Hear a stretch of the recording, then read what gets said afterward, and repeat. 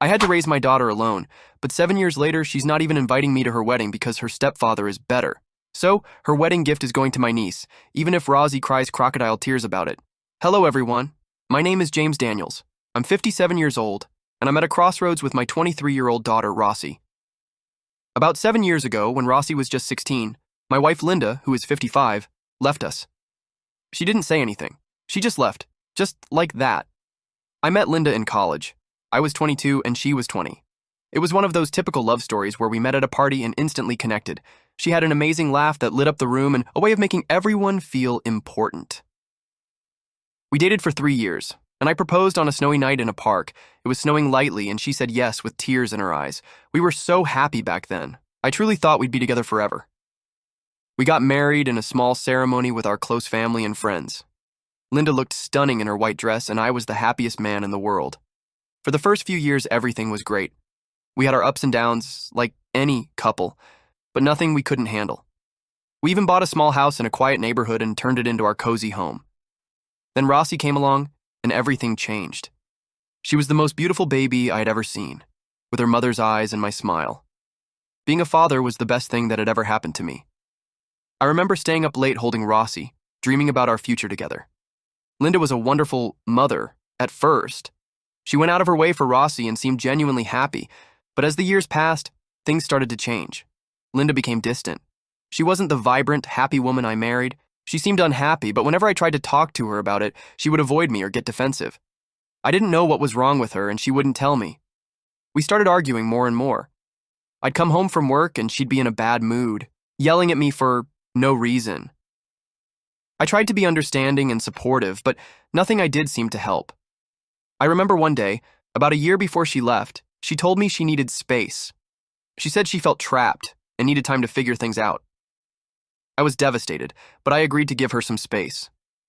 She moved into the guest room, and our communication became even more strained. We were like two strangers living under the same roof. Despite the tension, I tried to keep things normal for Rossy's sake. She was a teenager and going through her own struggles. I didn't want her to see the cracks in our marriage. Linda still cared about Rossy, but it was clear she was struggling with her own issues too. I thought maybe she was going through a midlife crisis or something, but I never imagined she would actually leave us. One day, I came home from work and found a note on the kitchen table. It was from Linda, saying she needed to leave and find herself. She didn't give any details or say where she was going. She just said she couldn't do it anymore and hoped I would understand. I was in shock. I couldn't believe she would just abandon us like that. I felt like my whole world was falling apart. Rossy was heartbroken. She kept asking me why her mom had left, and I didn't know what to say. How do you explain something like that to a teenager? I told her that her mom loved her very much, but needed to figure some things out in her life. It was a difficult time for both of us. Rossy and I grew closer as we tried to navigate our new reality without Linda. Later, I found out that Linda actually left me for someone else. She sent me the divorce papers a few months later. I signed them just to get it over with. Soon after, she married David, who was 59. As a man, my self-esteem was extremely low. There was no doubt in my mind that Linda left me because David was richer. However, I eventually got over it. Finding out she left me for someone else was a huge blow. It felt like a knife had been twisted in my heart. I remember sitting on the couch staring at those divorce papers trying to process it all. I couldn't believe she had moved on so quickly and with someone who, frankly, was much better off financially. It made me feel like I wasn't enough, like I couldn't provide what she needed. David was a successful businessman. I had seen pictures of him online, and he seemed to have everything. Fancy cars, a big house, everything you could imagine. I couldn't compete with that. I had a regular job, barely enough to pay the bills and take care of Rossy. Linda had always been supportive of my work, or at least I thought so. I never imagined she wanted more, that she felt she was missing out on a luxurious life. When she married David, I was devastated. I felt like I was being replaced, not just as a husband, but as a provider. David was the kind of man who could give her everything she had always wanted, and that hurt. I spent a lot of time questioning what I had done wrong. It was a dark period, and I often felt like I was drowning in my own self-pity. For a while, I just went through the motions, taking care of Rossy, going to work, trying to keep things together. But inside, I was broken. Rossy noticed, of course. I tried to be strong, but I knew she was hurting too. She missed her mom, and it was hard for her to understand why Linda had left for someone else. Eventually, I realized I had to pull myself together, for Rossy's sake and for my own. I couldn't keep living in the past and letting it ruin my life. Years went by, and Rossy became more used to life without her mom. She stopped asking questions and just accepted that Linda wasn't around. She focused on school and her friends, and I think that helped her cope. But then one day, out of the blue, Linda reached out to her. I remember the day Rossy told me her mom had called her. She was excited but also nervous. She didn't know what to expect, and honestly, neither did I.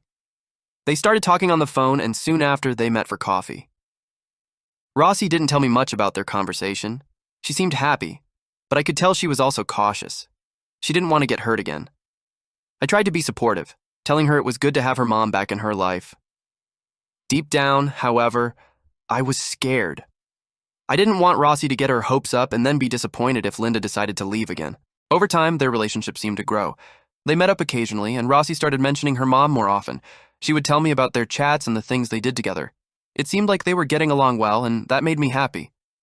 Rossy deserved to have her mom in her life, and I hoped Linda would stick around this time. Things took a turn a few months ago when Rossy told me she was getting married. She was excited, and I was happy to see her so enthusiastic. She also mentioned that she was inviting Linda and David. While I wasn't thrilled about seeing them, I was genuinely happy for Rossy. It was her big day, and I wanted it to be perfect for her. Rossy started planning the wedding with so much joy. She talked about the dress, the flowers, the venue. I was excited about seeing my little girl get married and start this new chapter in her life. We had a few planning sessions where she shared her ideas, and I offered to help in any way I could. I thought everything was going well, and that I would be a part of this special occasion. However, about 2 weeks ago, Rossy came over to my house saying she wanted to tell me something important. She seemed serious and nervous. I thought maybe she wanted to ask for my advice or tell me something about the wedding plans, but it turned out to be something far more unexpected. She made me sit down and told me that Linda and David were willing to pay for the entire wedding, but on one condition: they would pay for everything only if I didn't attend the wedding. I was in shock. I didn't know what to say at first. I just sat there, staring at her, trying to process what I had just heard. I told her that was ridiculous and that I was her father. I couldn't understand why she would agree to something like that. I asked her who would walk her down the aisle if I wasn't there. She said David had agreed to do it. Hearing that felt like a punch to the gut. I was hurt and confused. I saw in her eyes that she had already made her decision, and that broke my heart even more. I asked her how she could do this to me after everything we had been through together. How could she just exclude me from such an important moment in her life? She seemed almost annoyed by my question, as if she didn't understand why I was so upset. She said that David was better because he could pay for the wedding. It was like my feelings didn't matter to her. I was devastated. I couldn't believe my daughter, my little girl, the one I had raised and loved, could be so cruel. I felt like all those years of being there for her meant nothing anymore. I told her okay, that if that's what she wanted, then I was fine with it. But I wasn't fine at all. Inside, I was broken. It felt even worse than when Linda left me. At least back then I had Rossy to hold on to. Now I felt like I had lost her too. I wasn't a poor man by any means. I had a good job and a comfortable life, and I always managed to provide for Rossy. But I definitely couldn't give her the kind of extravagant wedding that Linda and David could offer. They had money and connections that I just didn't have. Still, I had something I had been saving to give her as a wedding gift, something that meant a lot to me. My parents left me a property in a very prosperous neighborhood. It was a beautiful house, much nicer than the one I lived in. I had always thought of it as Rossy's inheritance. I had planned to give it to her on her wedding day as a surprise gift. I thought it would be a perfect start to her new life. It was my way of showing her how much I loved her and how much I wanted to support her future. But since I wasn't invited to the wedding, I started questioning whether it made sense to give her this gift. I mean, why would I give her something so valuable if she didn't even want me at her wedding? It hurt to think that perhaps she wouldn't care about my gift, just like she seemed not to care about my feelings when she chose David over me. I have a niece, Lily, who is 19 years old. She is a sweet girl, and I love her very much. She has always been there for me, and we have a great relationship. She is studying hard, working part-time, and dreaming of her own future. She is kind and considerate, and she has always made an effort to stay in touch even when things got difficult in the family. I started thinking about giving the house to her instead. Lily's family wasn't well off financially, and she had been through a lot of struggles. I knew a house like that would change her life. She could live there or sell it and use the money to fund her education or start a business. The more I thought about it, the more it made sense. There was someone who loved and appreciated me, and who would genuinely benefit from this gift. So, I made the decision. I decided to give the house to Lily. It wasn't an easy choice because deep down, I still wanted to give it to Rossy, but I felt it was the right thing to do. I didn't want to give something so precious to someone who didn't seem to value me or my presence in her life. When I told Lily about the house, her eyes lit up with joy. She couldn't believe it. She hugged me and thanked me over and over again. I felt happiness seeing her so thrilled, knowing I was making a real difference in her life. It was a moment of joy in what had been a very difficult time for me. However, when Rossy found out about this, she didn't take it well. She called me, probably to try and convince me not to give the house to Lily. I saw her name pop up on my phone and felt a little pang in my heart, but I didn't answer. I wasn't ready for another confrontation or more hurtful words. The next day, she came over to my house. I could see her from the window standing on the porch. I knew this wasn't going to be a pleasant visit, but I opened the door anyway. She walked in, looking around as if she was seeing the place for the first time in a long time.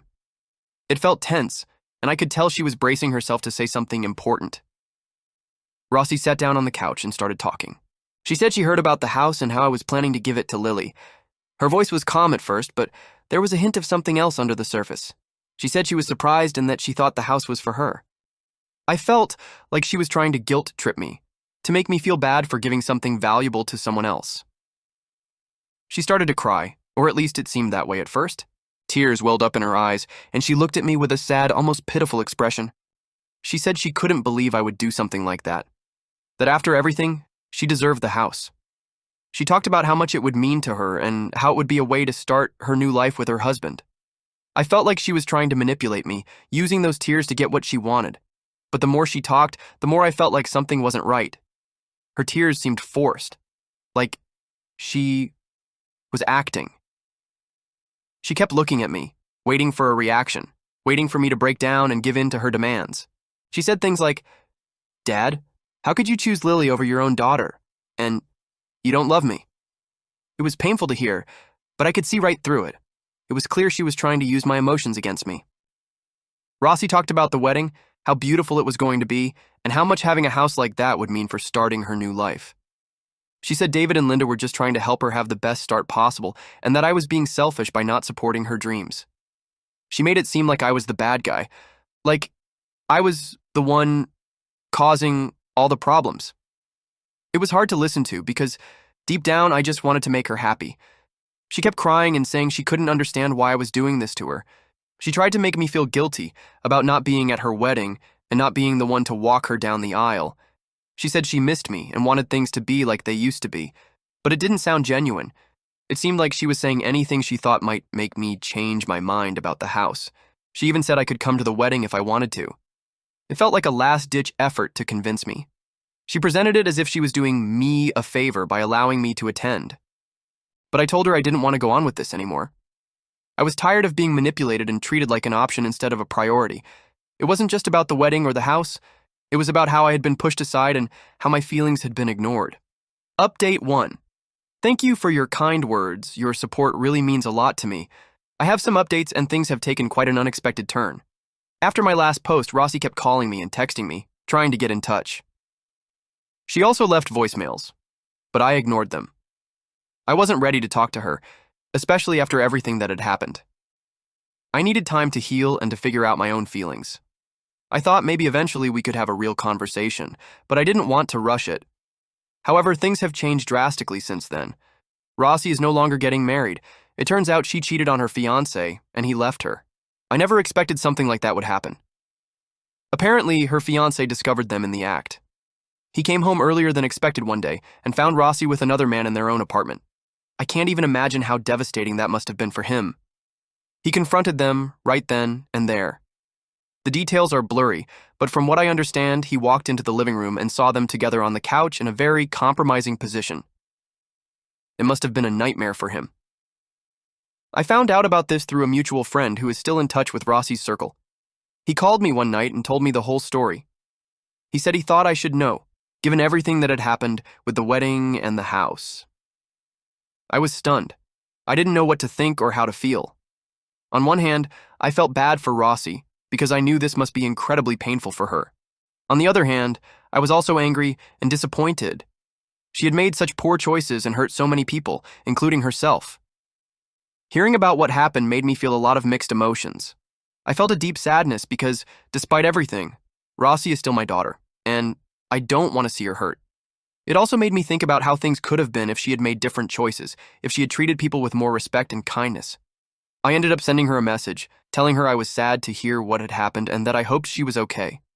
I didn't mention the house or the wedding, I just focused on letting her know I cared about her well-being. It was a difficult message to send because it brought a lot of unresolved feelings to the surface, but I felt like it was the right thing to do. Overall, it's been a difficult time, but I'm trying to stay positive. Since then, Rossy has been living with Linda and David. It must have been a tough time for them too, financially, especially since most of the wedding arrangements were already underway. I can't deny that part of me feels Rossy got what she deserved. Cheating on her fiancé was a betrayal of trust and commitment, and now she is facing the consequences. It's a hard lesson to learn, but sometimes you have to face the consequences of your actions to grow and change.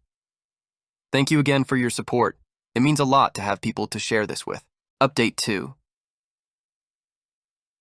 It's been a while, but there have been some important developments in my life recently, and I wanted to share what's been happening. About a month ago, Rossy and Linda had a big fight. According to what Rossy told me on the phone, it was about a lot of things that had been building up between them. Rossy said Linda was upset about how she had treated her fiancé and how that reflected on their family. Linda felt embarrassed and disappointed by Rossy's choices, and it all culminated in a heated argument. Rossy called me crying, asking if she could come stay with me for a while. She said things had gotten really bad between her and Linda, and that she needed a place to stay until they could sort things out. I have to admit, part of me wanted to help her. She sounded so desperate and lost, and it broke my heart to hear her like that. But at the same time, I knew I couldn't just welcome her back into my life after everything that had happened. The pain and betrayal were still fresh, and I needed time to heal. I told Rossy that I couldn't let her stay with me. It was one of the hardest conversations I've ever had, but I knew it was the right decision for my own well-being. Rossy was upset and begged me to reconsider. She said she had nowhere else to go and that she needed my help. It broke my heart to hear her so desperate, but I had to stay firm. I explained that while I cared about her and wanted the best for her, I couldn't be the one supporting her right now. I felt guilty for not being able to help Rossy when she needed it most. I worried about her safety and well-being, knowing she was in a difficult situation. But I also felt a sense of relief. I had stood my ground and prioritized my own needs, even though it was incredibly difficult. Since then, Rossy has been staying with a friend for a week. She's been contacting other family members and friends, trying to find a more permanent place to stay.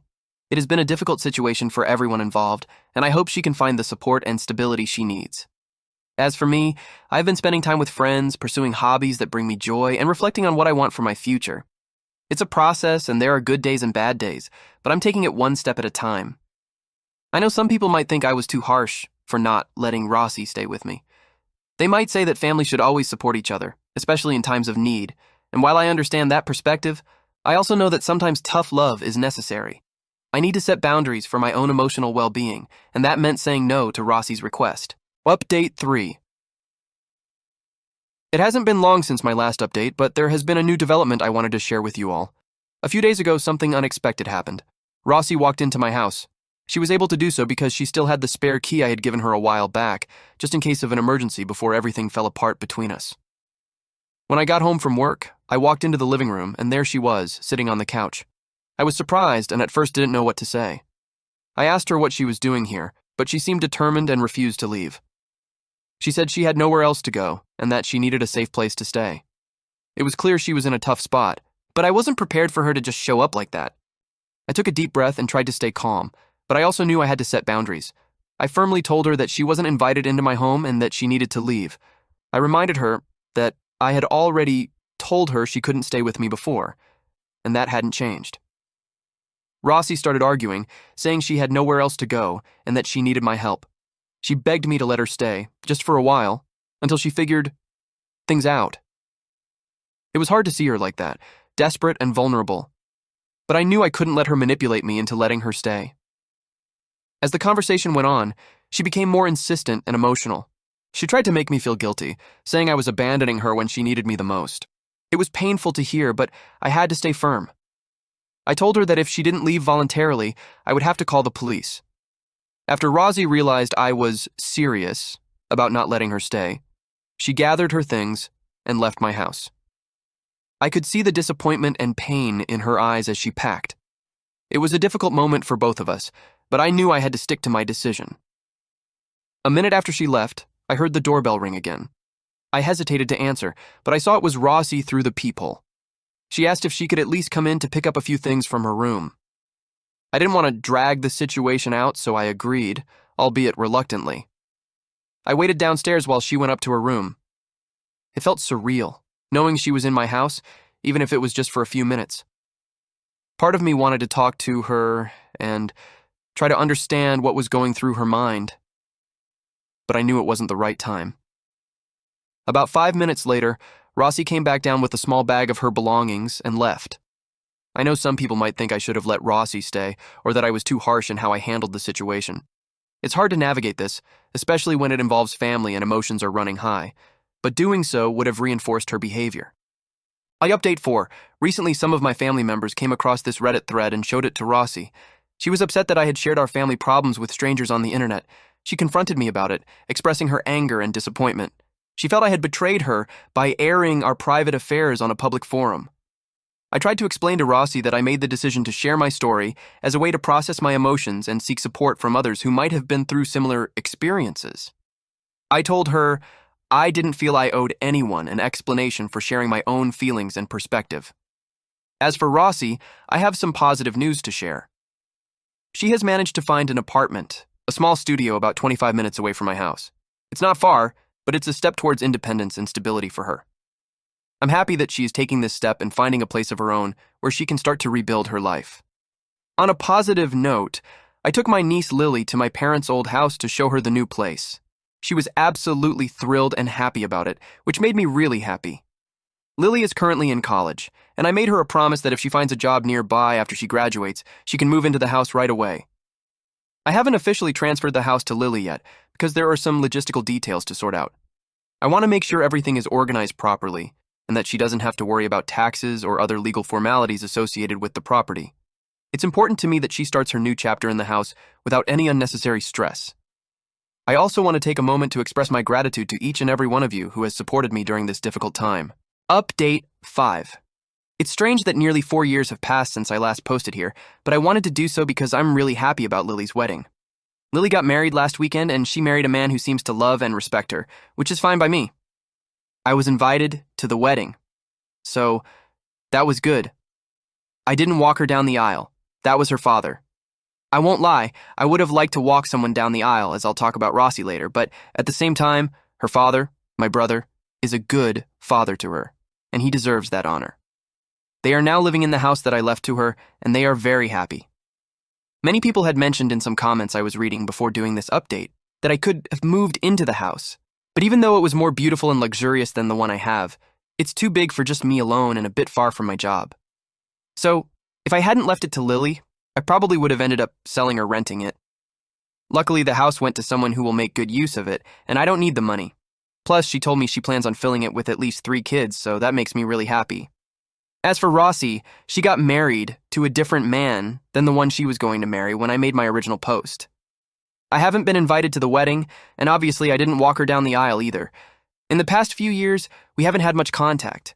I'm not going to say I don't care or it doesn't hurt, because she's certainly my biological daughter, but at the same time, Lily has always been there for me and treated me like her second father, so I haven't missed that so much. As a side note, the wedding wasn't paid for by her stepfather, nor did he walk her down the aisle.